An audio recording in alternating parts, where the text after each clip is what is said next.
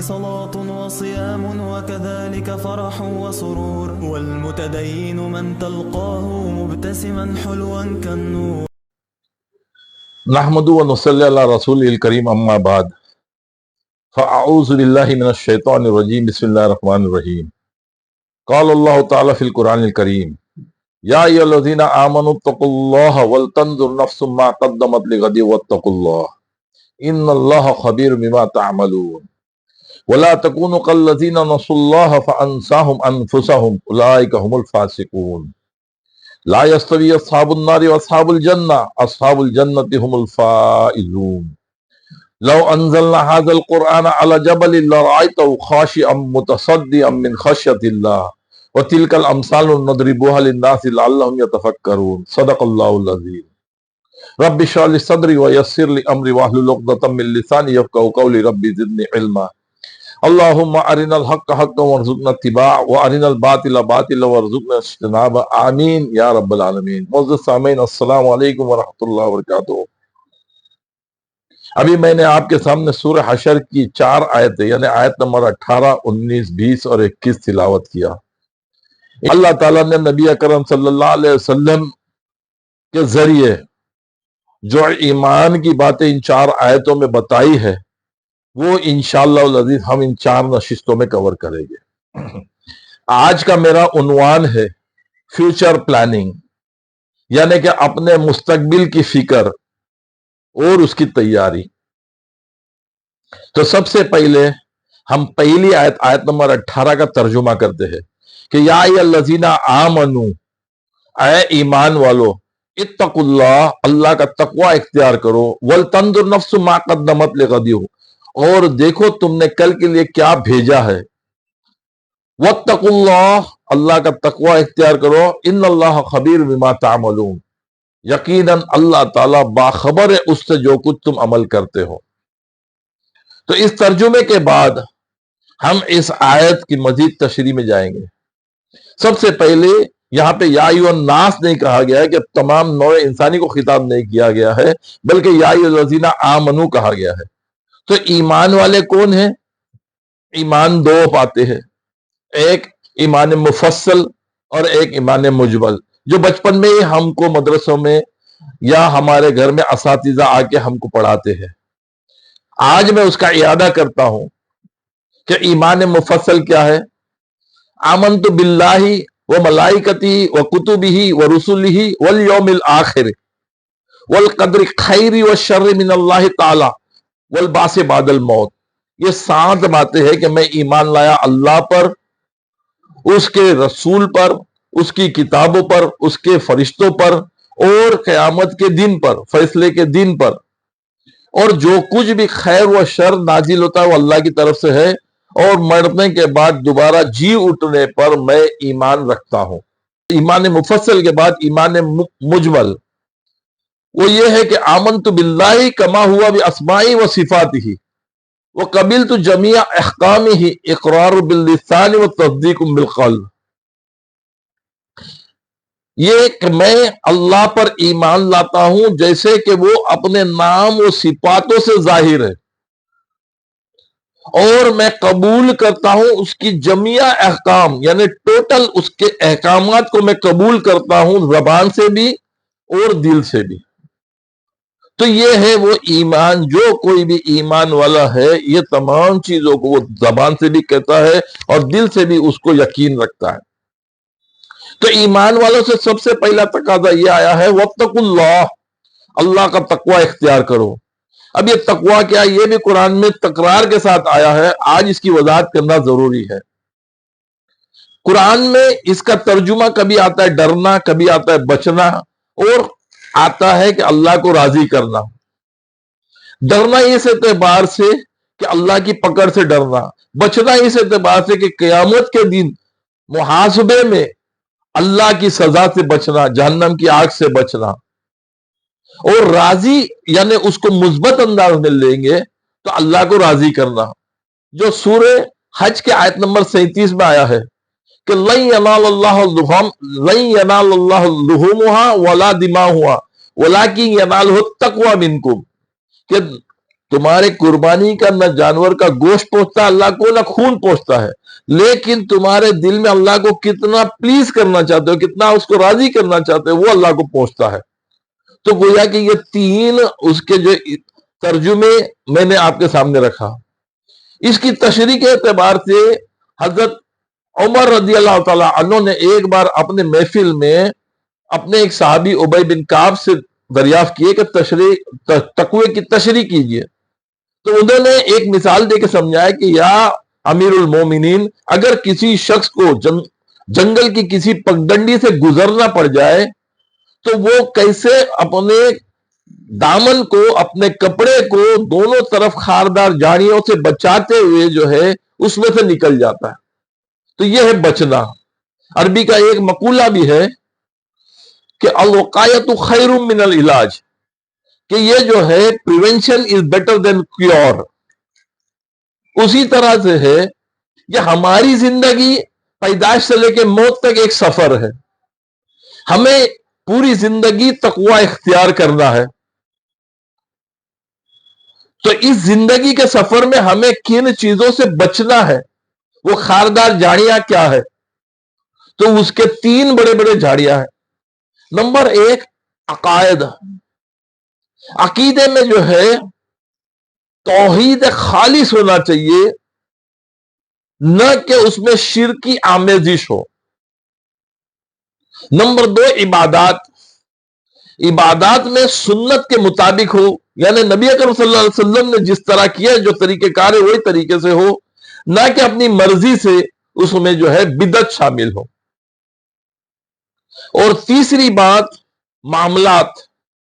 یہ معاملات وہ ہے کہ ہمارے گھر میں ہماری بیوی کے ساتھ، ہمارے والدین کے ساتھ، ہمارے بچوں کے ساتھ، ہمارے پڑوسیوں کے ساتھ، ہمارے دوست احباب کے ساتھ، ہمارے بزنس میں پارٹی کے ساتھ، ہمارے سروس میں ہمارے باس کے ساتھ، یہ تمام لوگوں کے ساتھ جو ڈیل یا جو ٹرانزیکشن ہو اس میں عدل ہو، اس میں ظلم نہ ہو۔ تو یہ ہے وہ تقوی۔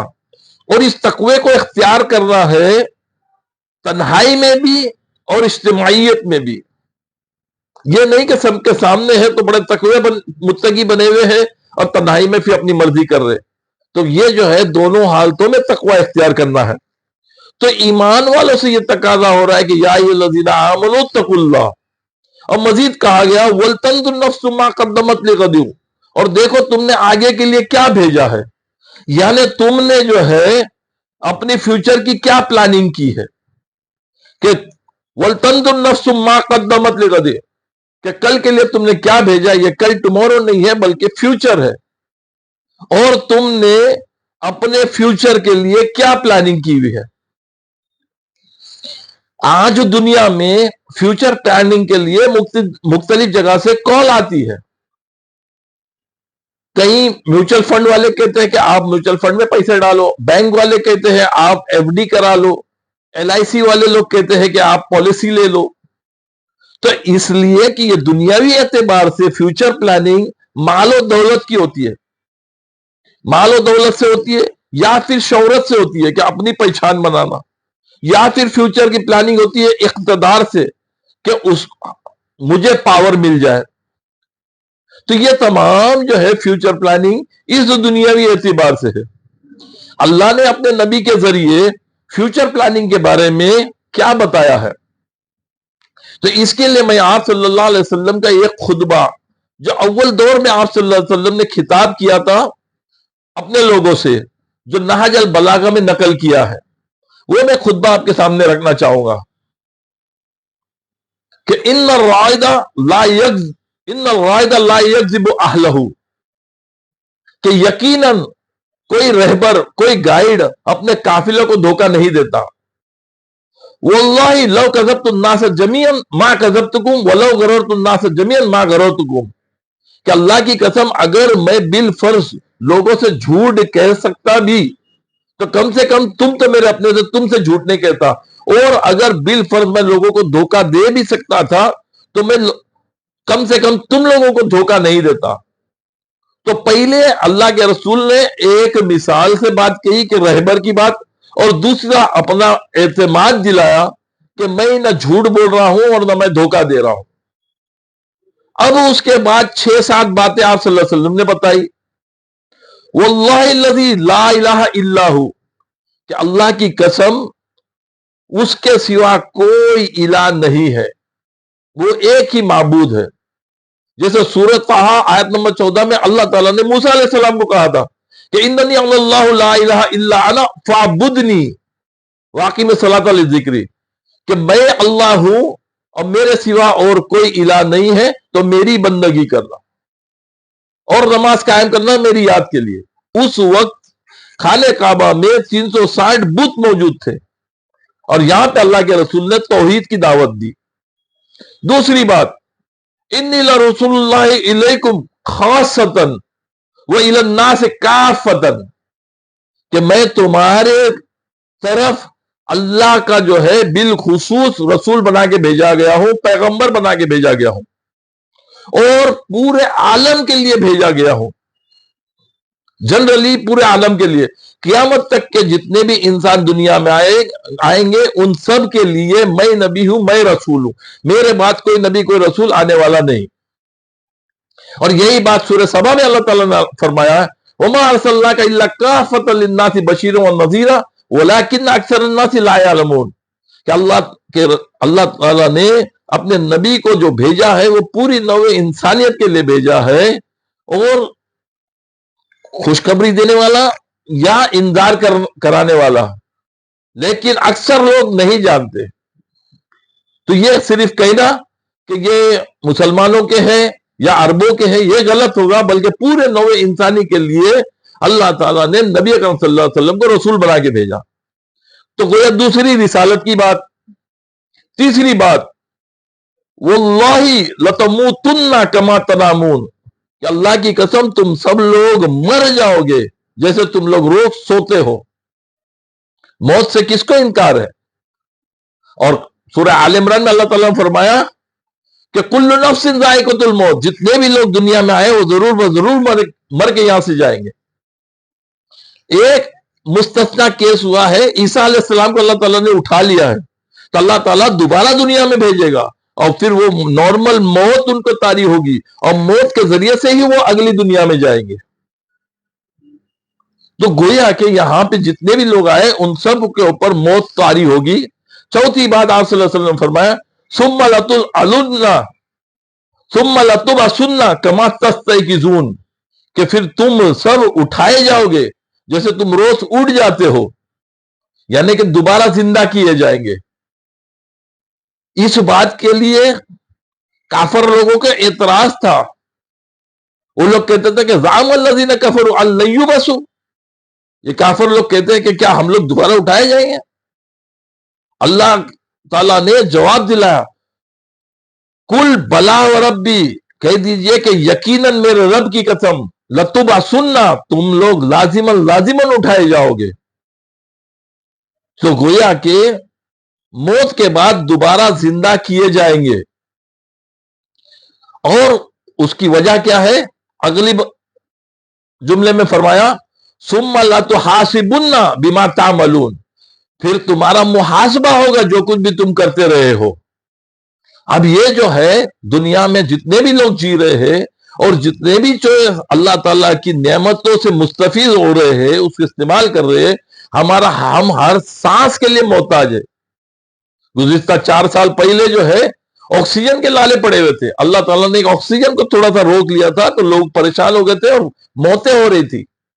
ہم پانی کے محتاج ہے، ہم کھانے کے محتاج ہے، ہم اس کے ہر چیز کے محتاج ہے، کوئی ایسی چیز نہیں ہے جو ہم مستغنی ہے۔ تو گویا اللہ تعالیٰ قیامت کے روز سوال کرے گا، ثم لتسألن یومئذ عن النعیم، کہ اس دن اتنے جو نعمتیں دیا ہے اس کے بارے میں سوال کر کے رہے گا، محاسبہ کرے گا وہ، کہ وہ تم لوگ کیا کرتے رہے ہو۔ اور یہی بات کل بلا وربی لتبعثن ثم لتنبؤن بما عملتم، تو پھر یعنی تم کو وہ جھتلا دے گا جو کچھ بھی تم کرتے رہے ہو۔ اس کے بعد ثم لتجزون بالاحسان احسانا بالسوء بسوء، تو اس کے بعد جن لوگوں نے نیک عمل کیے ہوں گے، اچھے عمل کیے ہوں گے، تو یقیناً ان کو جو ہے اس کا اجر و ثواب دے گا، اور جنہوں نے برائی کی ہے تو اس کو جو ہے اس کا عذاب دے گا اس کو۔ تو گویا کہ خیر کا بدلہ خیر سے اور شر کا بدلہ شر سے ملے گا۔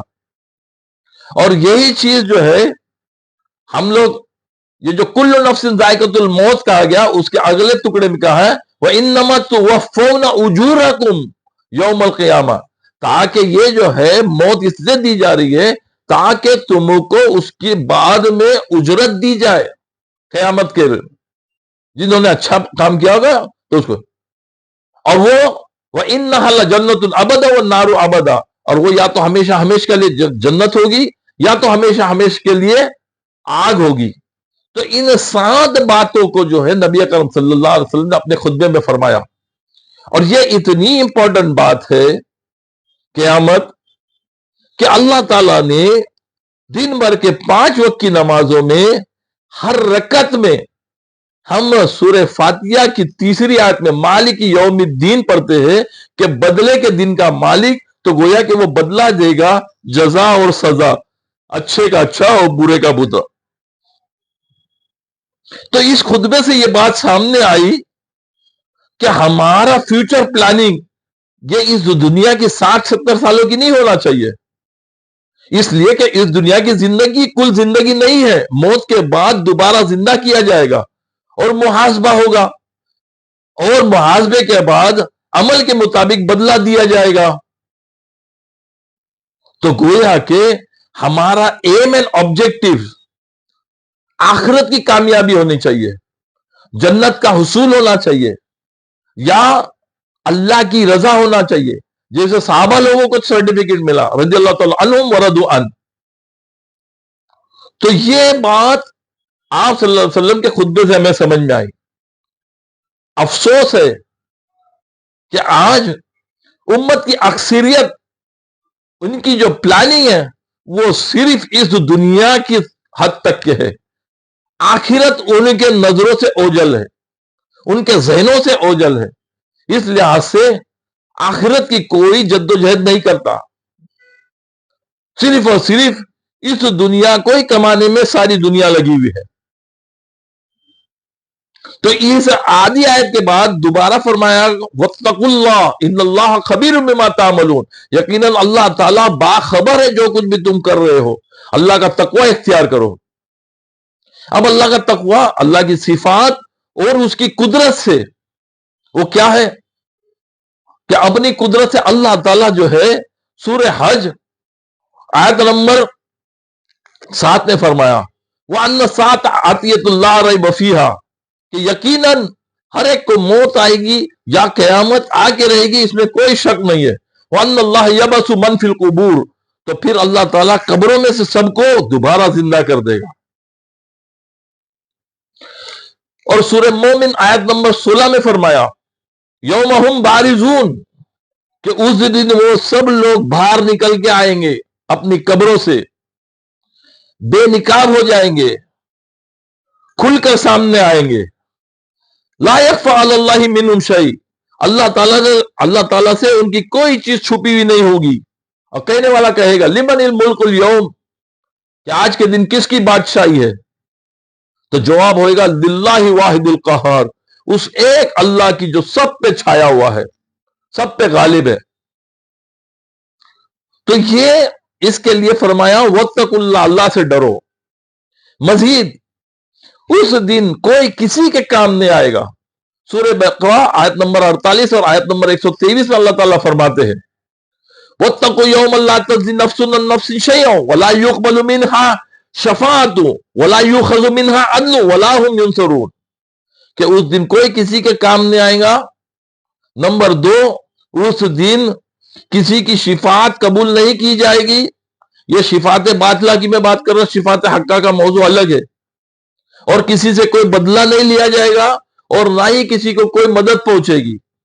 مزید سورہ عبس میں فرماتے ہیں اللہ تعالیٰ یوم یفر المرء من اخیہ، کہ اس دن آدمی اپنے بھائی سے دور بھاگے گا، وہ امہ و ابی، اپنی ماں اپنی باپ سے بھاگے گا، وہ صاحبتہ و بنی، اور اپنی اہلیہ اپنی بیوی سے اور اپنے بچوں سے بھاگے گا، کیونکہ وہ عالم نفسا نفسی کا ہوگا۔ تو یہ جو ہے کوئی کسی کے کام نہیں آئے گا۔ ولا تزر وازرۃ وزر اخری، کوئی کسی کا بوجھ نہیں اٹھائے گا، ہر ایک کو اپنے اپنے اعمال کا بوجھ خود اٹھانا ہوگا۔ تو گویا کہ اللہ تعالی خبیر ہے جو کچھ بھی تم کر رہے ہو۔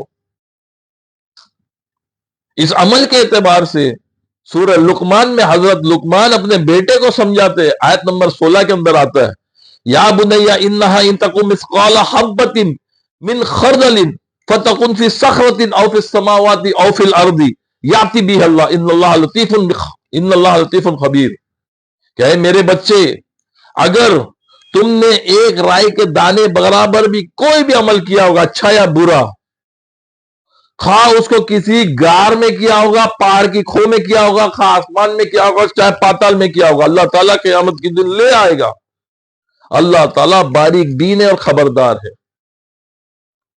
یہی بات سورہ زلزال کی آیت نمبر 7 اور 8 آخری دو آیت میں فرمایا اللہ تعالیٰ نے، فَمَن يَعْمَلْ مِثْقَالَ ذَرَّةٍ خَيْرًا يَرَهُ، جس کسی نے رائی کے دانے برابر بھی اچھا عمل کیا ہوگا تو وہ اس کو دیکھ لے گا، وَمَن يَعْمَلْ مِثْقَالَ ذَرَّةٍ شَرًّا يَرَهُ، اور جس کسی نے رائی کے دانے عمل کیا ہے تو وہ بھی اس کو دیکھ لے گا۔ تو گویا کہ یہ ہے وہ قیامت، اس دن کی کامیابی الحمدللہ ہمیشہ ہمیش کی کامیابی، اور اس دن کی ناکامی ہمیش ہمیش کے لیے ناکامی۔ اس دن ناکام لوگ یہ سب دیکھ کے کیا کہیں گے اور ان کی حالت کیا ہوگی، اس کو جو ہے سورہ سجدہ کے اندر اللہ تعالیٰ نے آیت نمبر 12 میں کہا، وَلَوْ تَرَىٰ إِذِ الْمُجْرِمُونَ نَاكِسُو رُؤُوسِهِمْ عِندَ رَبِّهِمْ، اور تم اس دن دیکھو گے مجرموں کو کہ وہ شرم سے اپنی گردنوں کو جھکائے ہوئے ہوں گے اپنے رب کے آگے، اور کیا کہیں گے، ربنا ابصرنا وسمعنا فرجعنا نعمل صالحا انا موقنون، اے پروردگار ہم نے دیکھ بھی لیا، ہم نے سن بھی لیا، ہم کو دوبارہ سے پھیر دو دنیا میں، ہم اچھے عمل کریں گے، ہم یقین لے آئے، ہم ایمان لے آئے۔ اب ایمان کا کوئی فائدہ نہیں ہے، وہاں پہ عمل نہیں ہے، اجر ہے، یہاں پہ عمل ہے، اجر نہیں ہے۔ اور جو لوگ کامیاب ہو گئے تو وہ کیا کہیں گے، سورہ زمر آیت نمبر 74 میں آتا ہے، وَقَالُوا الْحَمْدُ لِلَّهِ الَّذِي صَدَقَنَا وَعْدَهُ، کہ شکر ہے اور تمام تعریف ہے اللہ تعالیٰ کے لیے کہ جس نے اپنا وعدہ پورا کر دیا، وَأَوْرَثَنَا الْأَرْضَ نَتَبَوَّأُ مِنَ الْجَنَّةِ حَيْثُ نَشَاءُ، اور جنت کی زمینوں کا ہمیں وارث بنا دیا، اب جہاں چاہے ٹھکانہ ہم بنا لے۔ فَنِعْمَ الْأَجْرُ الْعَامِلِينَ، تو کتنا ہی بہترین اجر ہے عمل کرنے والوں کے لیے۔ تو اللہ تعالیٰ مجھے بھی اور آپ کو بھی یہ جو ہے اس دنیا کی فکر کرنے کے بجائے ہمیں آخرت کی فکر کرنے والا بنائے، ہمیں اس زندگی سے زیادہ یہ اخروی زندگی کی طرف جو ہے زیادہ محنت کرنے والا اور عمل کرنے والا بنائے، اور اس دنیا سے جو ہے ہمیں جتنے بھی چیزیں برائی کے ہے، غلط ہے، تو اس سے پرہیزگاری اختیار کرنے والا بنائے۔ اللہ تعالی ہم تمام لوگوں کو دین اسلام پر قائم رکھے اور ایمان پر ہمارا خاتمہ کرے۔ تو یہ جو پہلی آیت تھی میں نے یہاں پہ اس کا آپ کے سامنے خلاصہ رکھا، انشاءاللہ اگلی آیت کا اگلی بار میں خلاصہ رکھوں گا۔ وآخر دعوان الحمدللہ رب العالمین۔ صلوات وسلام صلوات وسلام على رسول الله على نبي الله على حبيب الله محمد